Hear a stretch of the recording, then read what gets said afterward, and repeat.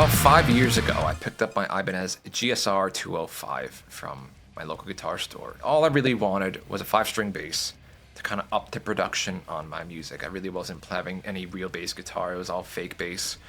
And I came across this bass guitar, and 5 years later, I'm still using it.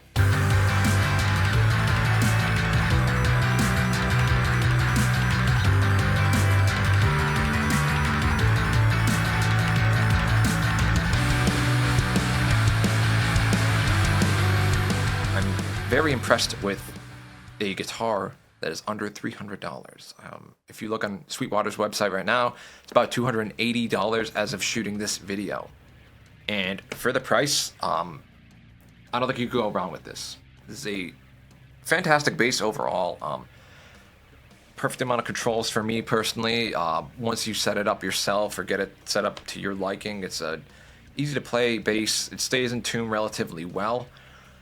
And for the most part, I have nothing but good things to say about this. Now, there's a couple issues here and there with this bass, but I'll go over that as we go over the specs on this. Now, I'm not a huge specs guy, and just for the sake of convenience, I'm over on Ibanez's website where they have all the specs laid out.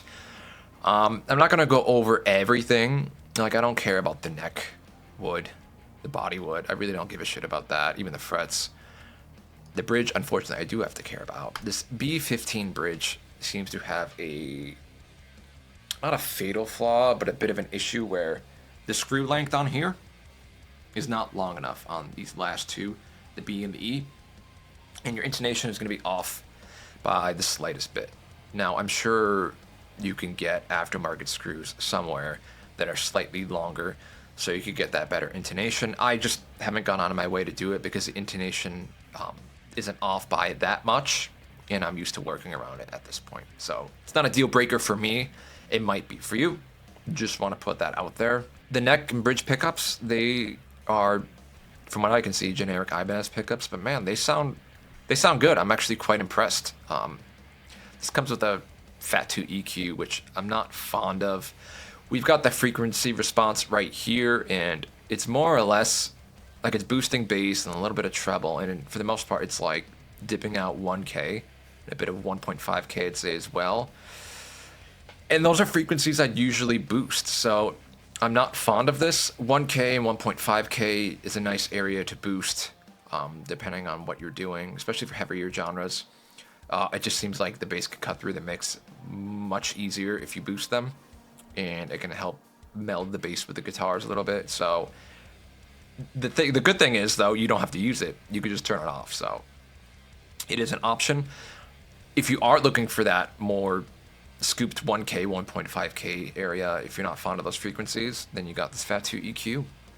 And next to it, we got the controls. Small knob, that's the Fat 2 EQ. The rest of the knobs are the neck pickup volume, the bridge pickup volume, and the tone. Pretty standard controls. I usually have them all cranked personally. The only real thing that I want to go over on the specs that I really need to is the scale length. 34 inches is not ideal for a 5-string in my opinion.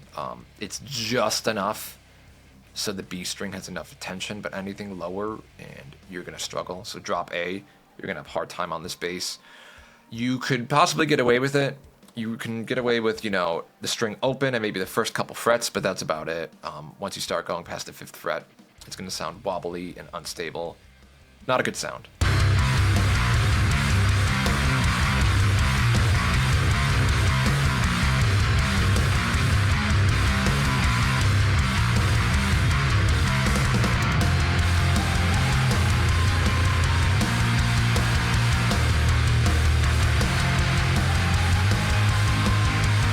By now, you've heard this bass, and if you're like me, you're thinking, wow, this actually sounds pretty good, especially for the price point.